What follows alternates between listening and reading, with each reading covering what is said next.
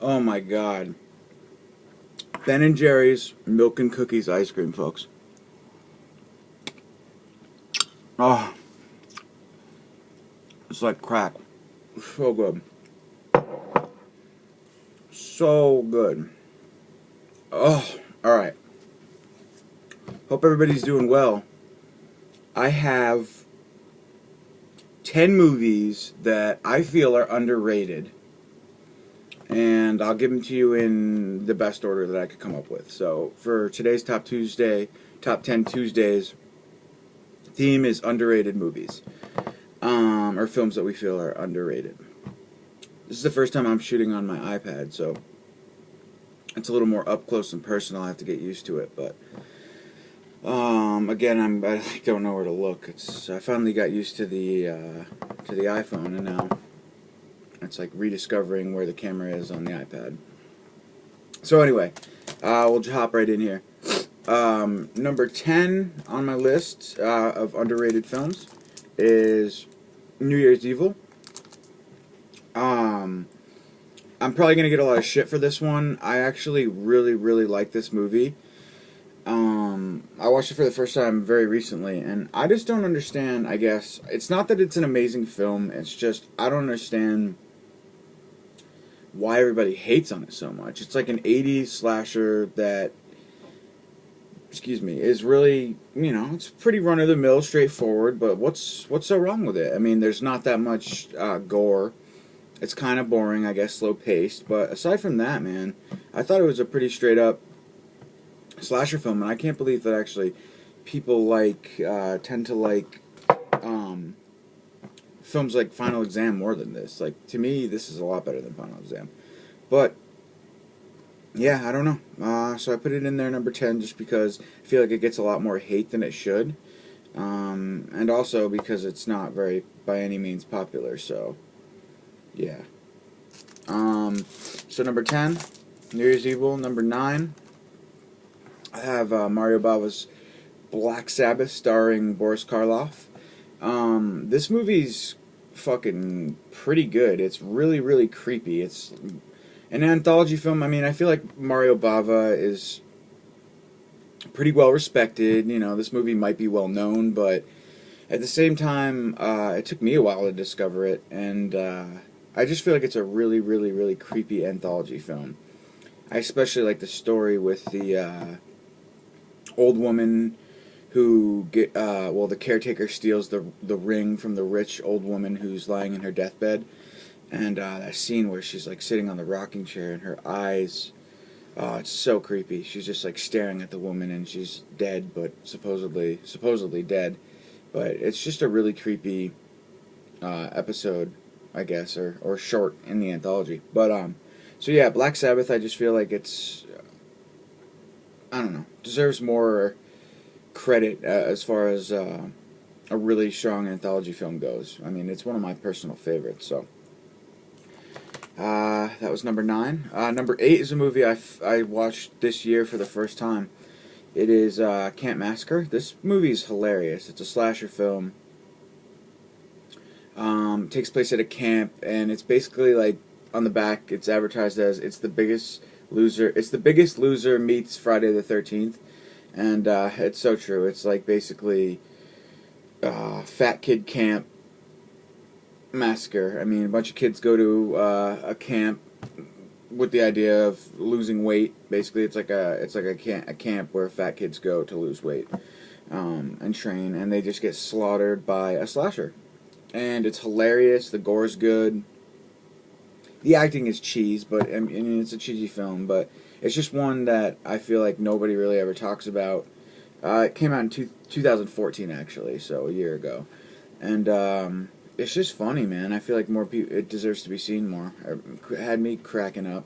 So, Camp Massacre, number 7. Number 6, I have Luther the Geek. This movie, Moods told me about, I think, actually, it was one of the first movies I had seen him recommend, or one of the first videos I watched where he recommended it, and this movie is fucking awesome. I loved it. Luther the Geek. It's not funny at all. Yeah, I agree that the cover art's shitty. I think Vinegar Syndrome is going to be releasing this within the next couple months on Blu-ray, and that cover art looks sick, and it's an awesome film. I mean, it's basically just like I forget really. These people take they basically live out in like kind of like a rural area, and then this guy busts out of prison or something. Maybe not busts out of prison, but he is on the loose, and he stumbles upon their farm and takes refuge on their farm, and he's like a total psycho, like escaped mental patient type, and he basically tortured. Well, I don't want to give it away, but it's just really good, and it's a movie. This is a Trauma release, but it will have a legit Vinegar Syndrome soon. But for a Trauma film, it's definitely one of the better ones, and you know, judging by the cover, it looks kind of cheesy and like it might look like shit, but it's actually a really straight up, scary, not quite slasher, but just psychopath, you know, rains on and preys on innocent people living on a farm. So, yeah, I liked it a lot. Luther the Geek. Coming in at number 6, 10, 9, 8, 7, is a film by, God, what's his name? Frank Henenlotter, sorry. Brain Damage. Again, you might be thinking, well, it's not underrated. It's really good. Everybody thinks it's good, but it's just not popular. I feel like as far as when people think of Frank Henenlotter, I can't speak tonight. You know, you tend to think of like Basket Case and maybe Frankenhooker, but Brain Damage is excellent. It's a really good film, and I just really like the idea that it's kind of like an analogy, or it's a metaphor for addiction. Sorry guys, can't really, it's been a long day and I'm just having trouble speaking tonight, forming structured sentences. But no, it's just a really good film by Frank Henenlotter. Kind of like a creature feature type deal, but not really.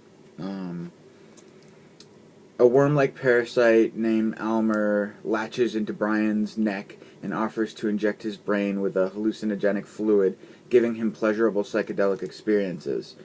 But the catch is, to keep the high, Brian has to feed Almer his favorite food, humans.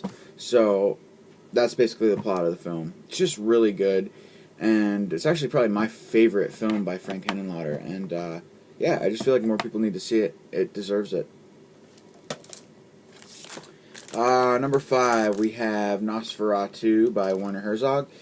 I love this movie. Again, another good film, and it's not that people don't acknowledge it as being bad. It's a good film. I would argue most people find that, but it's just another one that like totally slipped through the radar for me. Like, it has no hype. I feel like not that many people know about this. If it weren't for Scream Factory, especially, like,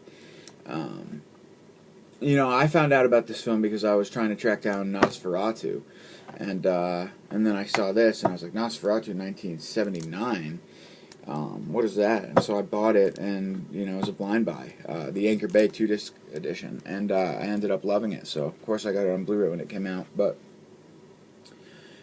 just a really good rendition of the Nosferatu story. Klaus Kinski plays Nosferatu, and he does a really good job in the role, so highly recommend it. Just a solid film. Again, maybe not that it's underrated, it's just kind of underappreciated, in my opinion, so yeah, highly recommend it, Nosferatu. Number 4, we have Hell Night. This is another awesome slasher flick that I feel not a lot of people have seen. You know, people think of The Prowler, The Burning, Friday the 13th, Halloween, Nightmare on Elm Street, all those, but Hell Night was kind of an 80s slasher, kind of on like the Madman level, so very good, very run-of-the-mill, very straight up, but I love it. I've always loved the setting, you know, in the mansion, and I love the killer. He's kind of like a monster, or what do you call it? A deformed. Again, I can't think tonight, guys. I'm sorry, but I can't articulate tonight. But Hell Night, good movie. I'm sure a lot of you guys have seen it. So I just, yeah, again, deserves a fucking Blu-ray release, man. This movie does not get the treatment that it deserves. It has this one Anchor Bay release that's been long out of print, that it goes for big bucks, and it deserves a really good Blu-ray release. So, the next one, another Scream Factory release, Without Warning. This movie was fucking awesome. Put out by Scream Factory. I had no idea that it even existed, because I don't think it even had a DVD release. So, you know, just another film from, I believe, the 80s. Yep, 1980. You know, kind of like a, I don't know, group of kids out in the mountains, and it's an alien slash, you know, just a killer alien movie, basically. But, again, this does not, it just deserves so much more attention. I loved it. I really did. So, yeah, thank you, Scream Factory, for putting this film out. It's really, really, really good. Highly recommend it. And number 2, we have a film that I saw pretty recently. It's called The Taking of Deborah Logan. I'm sure you guys can read. This movie was great. Very creepy. It's about a girl who's studying Alzheimer's disease, and she goes to this woman who supposedly has it to, I forget what she's doing. She's writing her thesis on this woman, and basically she goes to her farmhouse or house to, you know, study her and see what's going on. And it turns out that the woman is like possessed, and it's really creepy. I'm sorry, guys, like I shouldn't be giving synopsises on these films, but just another one that flew through the radar completely. Yeah, it's a really good film. It's really scary. And it's, I think, 2014? Yep, 2014. So, if you guys haven't heard of this one, which you probably haven't because it's underrated, highly recommend you check it out. The Taking of Deborah Logan. And number 1 on my list is American Gothic. Another 80s slasher that is awesome. I just love this movie, and I feel like, again, it's just not popular. You don't hear people talk about this film at all. No Blu-ray release, you know, just no hype whatsoever, and it's great. You know, it's your typical group of kids take refuge, or take shelter in this house, with this older couple, and it turns out that they're crazy, and they have family members who are just a nuts family. One of those movies, and just really good. So, deserves to be seen, folks. Again, I'm sure a lot of you guys have seen this, but I just feel like it's a movie that doesn't get the respect it deserves. So, that's number 1. So yeah, that's my list, guys. Sorry, it's been a long day, and I just don't really have it together tonight, so I apologize if this video kind of sucks. So I've got New Year's Evil at 10, Black Sabbath at 9, Camp Massacre at 8, Luther the Geek at 7, Brain Damage at 6, Nosferatu the Vampire at 5, Hell Night at 4, Without Warning at 3, Taking of Deborah Logan at 2, and American Gothic at number 1. Alright. Have a good night.